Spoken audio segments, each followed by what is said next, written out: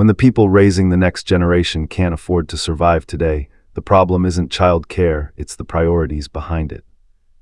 This exchange took place during a congressional hearing on the state of child care in the United States. Representative Alma Adams of North Carolina began by placing a joint statement into the official record. The statement represented more than 40 organizations calling for expanded federal child care programs. She then framed the issue directly. According to Representative Adams, Congress repeatedly acknowledges the importance of child care, but fails to take the steps necessary to make it affordable or sustainable. She argued that this disconnect has produced a nationwide child care crisis. Child care costs, she said, are too high for working-class families, while early childhood educators earn too little to support themselves. In her words, working hard is not enough if wages cannot cover basic living expenses. She emphasized that in the wealthiest country in the world, most families still cannot afford child care. She described this situation not as an accident, but as the result of policy choices. During the COVID-19 pandemic, temporary federal investments through the American Rescue Plan Act provided significant support to the child care system.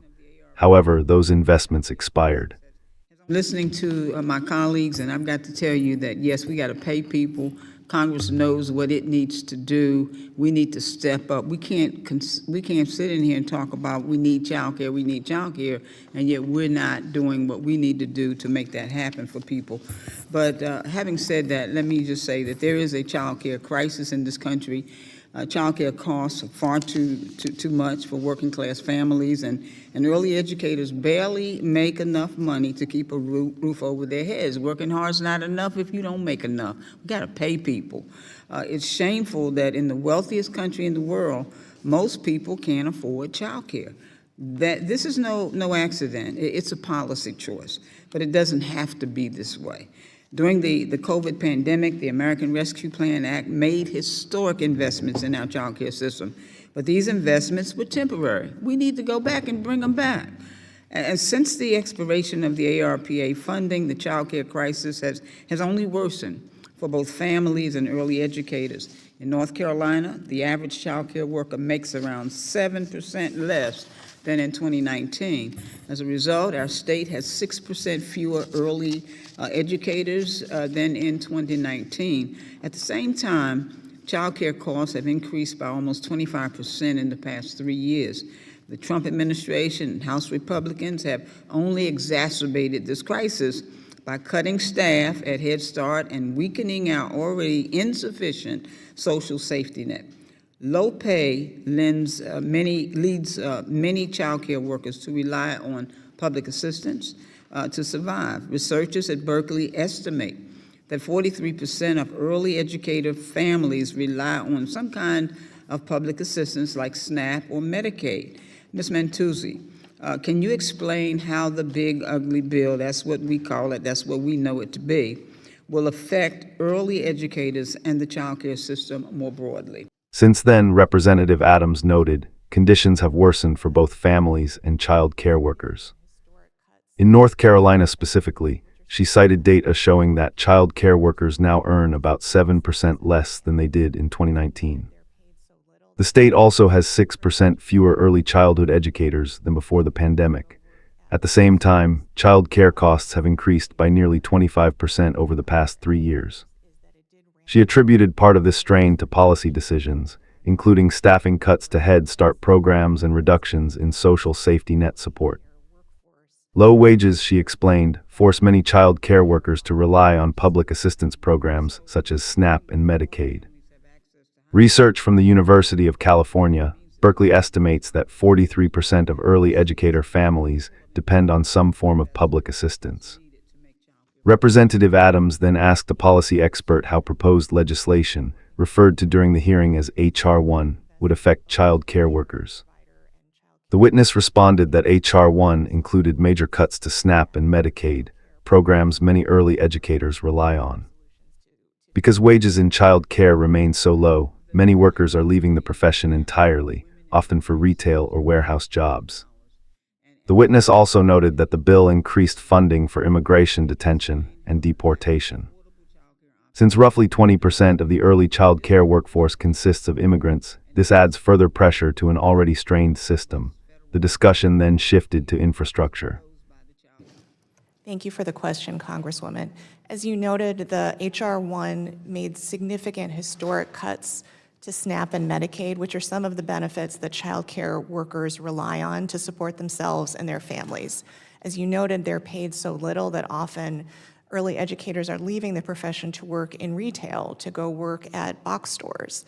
The other aspect of H.R. 1, which is important for child care educators, is that it did ramp up resources for detention and deportation for immigrants. And because about 20% of the early care workforce are immigrants, that puts additional pressure on the workforce. Thank you, ma'am. So ensuring all families have access to high-quality, affordable childcare means that we need more childcare centers and more seats. And what level of infrastructure investment is needed to make childcare more accessible? Thank you for the question. Notably, the Child Care for Working Family Act would make significant investments both to ensure provider and child care teacher pay, but also have grants so that more child care providers can open their doors and offer solutions to families in their communities. Great. The lifetime wage gap for women in the United States is almost $500,000, and there's over $1 million for Black women. So can you explain how the lack of affordable child care options in the United States disproportionately affects women, and in particular women of color, and how robust federal investment in child care, as proposed by the Child Care for Working Families Act, could reduce lifetime gender earnings gaps?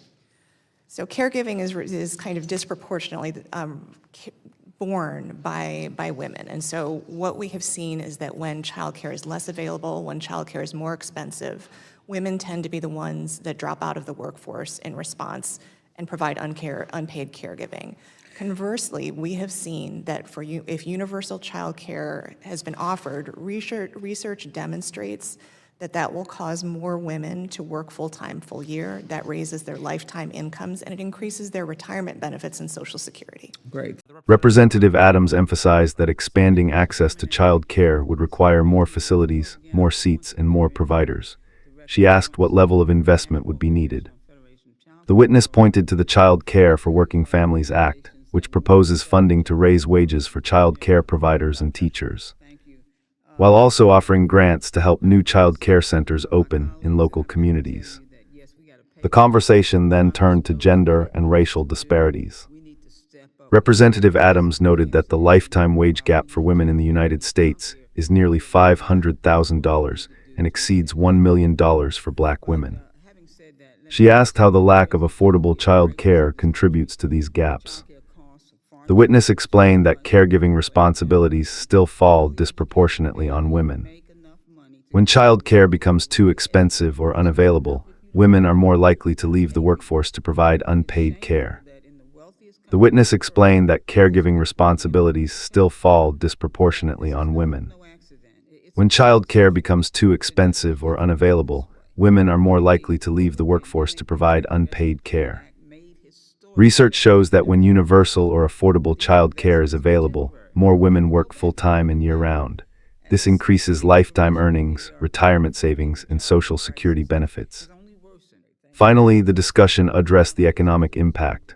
Although fixing the child care system would require significant investment, the witness argued that the economic return would be substantial. Reliable, affordable child care allows parents to work, supports employers, and strengthens the labor force. According to estimates cited in the hearing, if the United States invested in care systems at levels similar to other high-income countries, increased workforce participation by women could grow the economy by more than $700 billion per year. Representative Adams concluded her remarks and yielded back her time. When the people raising the next generation can't afford to survive today, the problem isn't child care, it's the priorities behind it. Great, thank you. So fixing our child care system is going to be expensive, but it seems to me that providing high-quality child care to all Americans will have a strong return on investment. So could you quantify the effect that accessible child care would have on the economy? We know that having reliable, accessible, affordable childcare helps families, puts more dollars in their pockets, it supports the workforce, it helps employers, it grows the economy.